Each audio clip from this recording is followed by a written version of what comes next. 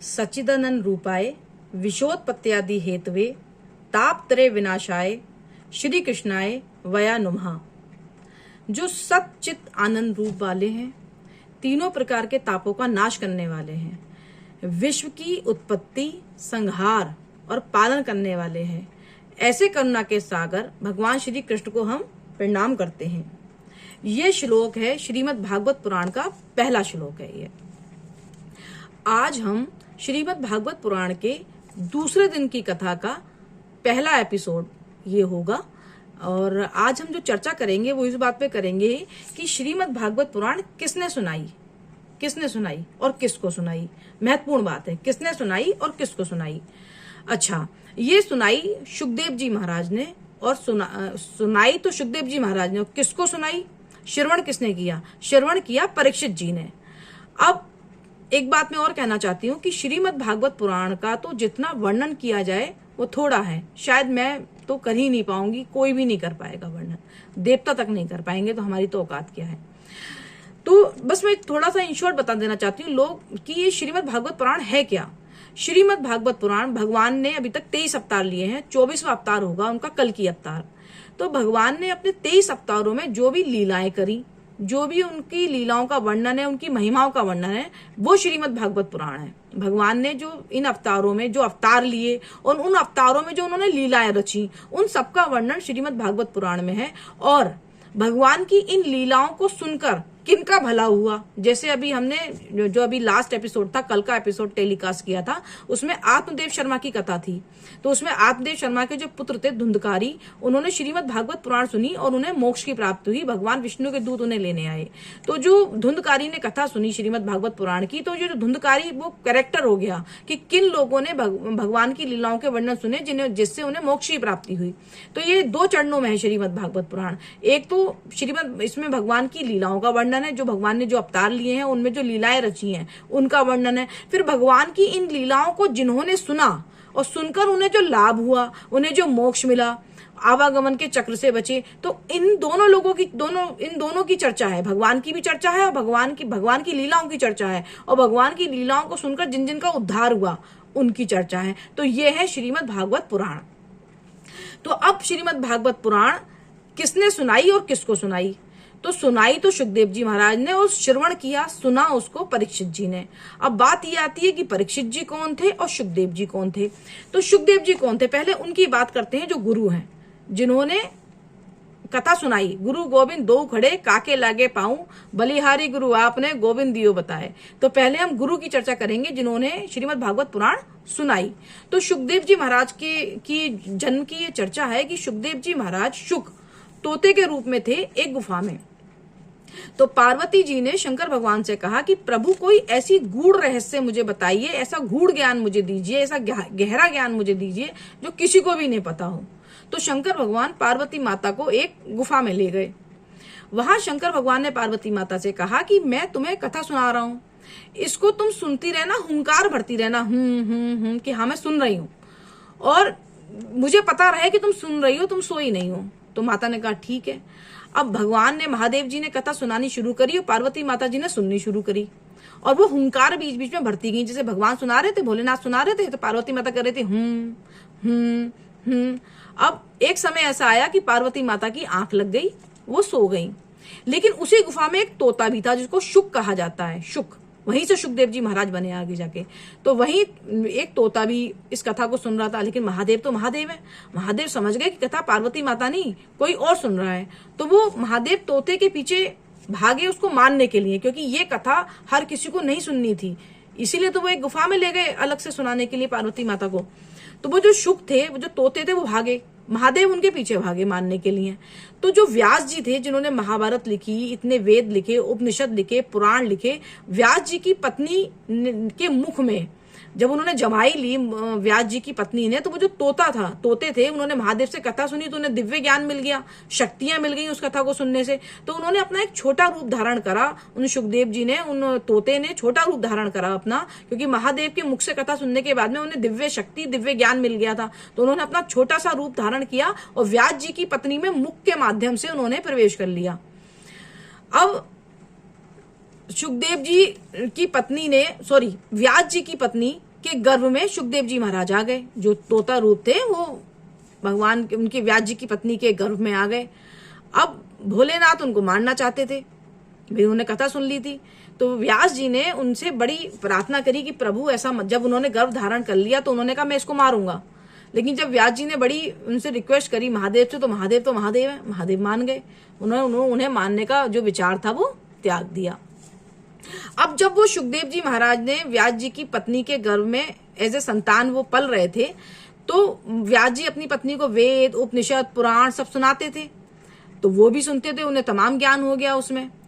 अच्छा, वो माता के गर्भ से बाहर नहीं आना चाहते थे, वो माता के गर्भ से बाहर नहीं आना चाहते थे, माता के गर्भ में ही रहना चाहते थे। 12 साल तक वो माता के गर्भ में रहे, क्योंकि वो समझ गए थे कि संसार में कुछ भी नहीं है और संसार माया से भरा हुआ है और मैं माया के चक्कर में नहीं फंसना चाहता, इसलिए वो माता के गर्भ से निकल ही नहीं रहे थे। इसलिए 12 साल तक माता के गर्भ में ही रहे। फिर भगवान श्री कृष्ण ने आके उन्हें वचन दिया कि जब तुम इस संसार, तुम अपने माता के, जब व्यास जी की पत्नी को कष्ट होने लगा, भाई 12 साल से उनके गर्भ में बच्चा है और बाहर आ नहीं रहा, तो फिर भगवान श्री कृष्ण से प्रार्थना की गई। भगवान श्री कृष्ण ने आके उनसे कहा कि भाई तुम बाहर आ जाओ, मैं तुम्हें इस बात का प्रॉमिस करता हूं कि तुम पे माया का प्रभाव नहीं पड़ेगा। तो जैसे ही सुखदेव जी महाराज ने इन बातों को सुना तो वो माता के गर्भ से बाहर आए। तो सोचिए, जो एक बच्चा जो माता के गर्भ से बाहर आया, वो बाहर ये इस प्रॉमिस के बाद बाहर आया कि तुम पे माया का प्रभाव नहीं पड़ेगा। तो सुखदेव जी जब जन्म लिया, संसार में आए, तो व्यास ना तो अपने पिता व्यास जी से मिले, ना अपनी माँ से मिले, और सीधा जंगल की तरफ, जन्म होते ही जंगल की तरफ तपस्या के लिए चल दिए। व्यास जी आवाज लगाते हुए, जिसकी संतान हुई है और 12 साल तक प्रतीक्षा करने के बाद बच्चा बाहर आया है, तो सोचिए कि माता पिता की कितनी इच्छा होगी कि अपने बच्चे को गले से लगाए, उन्हें प्यार करे, उन्हें लाड़ करे। लेकिन वो तो, उन्हें तो प्रॉमिस मिल गया था कृष्ण जी से कि तुम बाहर आ जाओ, तुम पे माया का प्रभाव नहीं पड़ेगा। अब माता पिता का प्यार भी तो मोह माया ही है, तो उन्होंने उस प्रभाव को नहीं माना, अपने माता पिता के प्यार को नहीं माना, कि उन्हें आशीर्वाद पहले ही मिल गया था कि मुझ पे मोह माया का प्रभाव नहीं पड़ेगा। वो सीधा जंगल की तरफ तपस्या करने के लिए चल दिए। अब व्यास जी, भाई हर कोई चाहता है मेरी संतान मेरे पास रहे, तो जब वो तपस्या करने वहां चले गए जंगल में, तो व्यास जी ने उन्हें कैसे वापस बुलाया? उन्होंने वो भगवान श्री कृष्ण का एक श्लोक तैयार करा व्यास जी ने, पर वो श्लोक आधा तैयार करा और अपने शिष्यों को भेजा वो आधा श्लोक बता के कि तुम जाके जंगल में सुखदेव को ये श्लोक सुनाओ, आधा श्लोक सुनाओ। वो कृष्ण भक्ति से परिपूर्ण था श्लोक, पर वो आधा सुनाया। और जब आधा श्लोक सुनाया, ताकि वो आधा सुनने के लालच में वापस व्यास जी के पास आ जाएं, सुखदेव जी महाराज अपने माता पिता के पास आ जाएं, इस मंशा से उन्होंने ऐसा श्लोक तैयार किया कि उसमें श्री कृष्ण भक्ति का आधा पार्ट था। अब अगर बाकी का आधा पार्ट सुनना है तो उन्हें अपने पिता व्यास जी के पास आना ही पड़ता। तो इस तरह वो वापस अपने पिता व्यास जी के पास आए। तब जब वो आए अपने पिता व्यास जी के पास, सुखदेव जी महाराज, तो व्यास जी ने उन्हें श्रीमद् भागवत पुराण पूरी सुनाई। तो ये तो रही उन गुरु की बात जिन्होंने, सुखदेव जी महाराज जिन्होंने कथा सुनाई थी श्रीमद् भागवत पुराण। अब बात करते हैं, पर अब सुखदेव जी महाराज ने अपने पिता व्यास जी से सुनी। पहले तो हमने सुखदेव जी के जन्म की कथा सुन ली कि उनके सुखदेव जी के जन्म की क्या कथा थी। फिर सुखदेव जी ने जो श्रीमद् भागवत पुराण सुनी वो व्यास जी से सुनी, और व्यास जी से सुनी सुखदेव जी महाराज ने सुनाई परीक्षित जी को। अब हम बात करते हैं कि ये परीक्षित जी कौन है, इनका क्या इंट्रोडक्शन है, इनकी क्या पहचान है, तो इस पे चर्चा करते हैं। अर्जुन और कृष्ण, भगवान श्री कृष्ण की बहन सुभद्रा जी का विवाह अर्जुन से हुआ था। अर्जुन और सुभद्रा जी के पुत्र थे अभिमन्यु का जो विवाह हुआ था वो उत्तरा से हुआ था। तो अभिमन्यु और उत्तरा के पुत्र थे परीक्षित जी। तो जो अश्वत्थामा थे द्रोणाचार्य के पुत्र, उन्होंने जब ये परीक्षित जी अपनी माता उत्तरा के गर्भ में थे, तो अश्वत्थामा ने, जो कि द्रोणाचार्य के पुत्र थे, ब्रह्मास्त्र फेंका था उत्तरा के गर्भ में इस शिशु को मारने के लिए, क्योंकि वो चाहते थे कि इनके पांडवों का जो वंश है वो पूरी तरह से उसका नाश हो जाए। इसलिए उन्होंने ब्रह्मास्त्र फेंका अभिमन्यु के पुत्र, अभिमन्यु की पत्नी उत्तरा के गर्भ में जो परीक्षित जी पल रहे थे उन्हें मारने के लिए ब्रह्मास्त्र फेंका। तो जब ब्रह्मास्त्र फेंका अश्वत्थामा ने अभिमन्यु के पुत्र को मारने के लिए, जो कि उत्तरा के गर्भ में पल रहे थे, तो भगवान श्री कृष्ण छोटा सा रूप धारण करके अपना उत्तरा के गर्भ में चले गए। वहां जाके उस ब्रह्मास्त्र से उन्होंने परीक्षित की रक्षा की। अगर परीक्षित जी की रक्षा नहीं करते तो पांडवों का वंश तो वहीं के वहीं खत्म हो जाता। तो अब इस तरह से हुआ। यह है परीक्षित जी का परिचय कि वो किन के पुत्र थे, कैसे उनका जन्म हुआ। तो जब परीक्षित जी का जन्म, परीक्षित जी इस धरती पे आए, उनका जन्म हुआ, तो जो पंडित जी थे उन्होंने उनका नाम रखा विष्णुरात। विष्णु रात ये नाम रखा गया परीक्षित जी का। अब जब उनका नाम विष्णु रात रखा गया तो फिर परीक्षित कैसे पड़ा, इसके पीछे भी कथा है। मैं नहीं चाहती कि कोई आधी अधूरी बात बताई जाए, मुझे भी जीरो से पढ़ना अच्छा लगता है कि पता तो चले इसके पीछे क्या क्या कहानी थी। अब एकदम से बताना शुरू कर दे तो कोई सिर्फ मेरे गर्दन पे तलवार रख के तो कोई मुझसे कथा सुनवा नहीं रहा। मैं अपने मन से पढ़ रही हूँ, मन से सुना रही हूँ, तो सब बात पता होनी चाहिए जितनी मैक्सिमम मैं जितना मुझे पता चल पा रहा है। तो अब परीक्षित जी को जब छोटे बच्चे थे तो जो भी लोग उन्हें खिलाने आते थे, लाड लड़ाने आते थे, प्यार करते थे आके, वो सबको आंखें बड़ी कर करके देखते थे कि वो कौन है 4 हाथों वाला जो शंख चक्र लेके आया था। बहुत छोटा सा था भाई, कृष्ण जी छोटा रूप धर के तो उत्तरा के घर में जाके उन्होंने ब्रह्मास्त्र रक्षा की थी, तो वो सबको आंखें बड़ी कर करके देखते थे चारों तरफ नजरें घुमा के कि वो कहाँ है 4 हाथों वाला जो मुझे बचाने आया था। तो उनके जो घूर घूर के सबको देखते थे और ढूंढते थे कृष्ण जी को, इससे उनका नाम परीक्षित पड़ा। अब आगे की बात करते हैं। जब ये द्वापर में महाभारत का युद्ध निबट गया, सारी कहानी निबट गई, तब भगवान श्री कृष्ण तो बैकुंठ चले गए। पांडव सारा राजपाट परीक्षित जी को सौंपकर हिमालय के रास्ते स्वर्ग चले गए। अब परीक्षित जी ने सोचा कि चलो एक बार अपने राज्य का भ्रमण किया जाए। अब आगे क्या प्रसंग शुरू होगा। अब अभी मैंने आपको बात बताई कि भागवत कथा सुनाई किसने और सुनी किसने। अब हम इससे आगे बढ़ते हैं कि कलयुग का आगमन कैसे हुआ। भाई द्वापर गया, भगवान श्री कृष्ण गए बैकुंठ, पांडव गए हिमालय के रास्ते स्वर्ग। अब कलयुग, द्वापर के बाद कलयुग ही तो आएगा, तो कलयुग का आगमन कैसे हुआ, उसकी क्या कथा है। अब क्या हुआ कि परीक्षित जी, जब पांडव अपना सारा राजपाट अपने पौत्र यानी कि अर्जुन के बेटे अभिमन्यु, अभिमन्यु के बेटे परीक्षित को सौंपकर जब वो चले गए पांडव सब, तो परीक्षित जी ने सोचा चलो मैं अपने राज्य का भ्रमण करता हूँ, मेरे राज्य में सब सुख समृद्धि तो है, सब धर्म का पालन तो हो रहा है, क्योंकि परीक्षित जी एक धर्मात्मा थे। सोचिए जिनकी रक्षा भगवान श्री कृष्ण ने माता के गर्भ में जाके करी हो, वो कितने धर्मात्मा पुरुष होंगे। तो परीक्षित जी बड़े धर्मात्मा थे। गायों की सेवा करना, ब्राह्मणों की सेवा करना, सदकर्म करना, सदवचन करना, यही उनका काम था। तो जब वो अपने राज्य के भ्रमण पे निकले तो उन्होंने देखा एक व्यक्ति तलवार लेके भाग रहा है। और किन के पीछे भाग रहा है, एक गाय है और एक बेल है। एक बेल है और एक गाय। अच्छा, बेल जो है उसके 3 पैर नहीं है, सिर्फ 1 पैर है, और गौ माता है, और इनके पीछे वो एक व्यक्ति तलवार लेके भाग रहा है उन गौ माता को मारने के लिए और बेल को मारने के लिए। तभी परीक्षित जी ने देखा तो उन्होंने अपनी तलवार निकाली गुस्से से उसे मारने के लिए। तो वो जो मारने के लिए तलवार पीछे भाग रहा था उन गाय को और बैल को, वो परीक्षित जी के चरणों में गिर पड़ा कि प्रभु मुझे मत मारो, त्राहिमाम मुझे मत मारो। बोले तुम कौन हो फिर। बोले मैं कलयुग हूं। बोले मेरे राज्य में क्या कर रहे हो, तुम तो कलयुग हो, कलयुग तो अच्छा युग है नहीं, तो तुम मेरे राज्य में कर क्या रहे हो।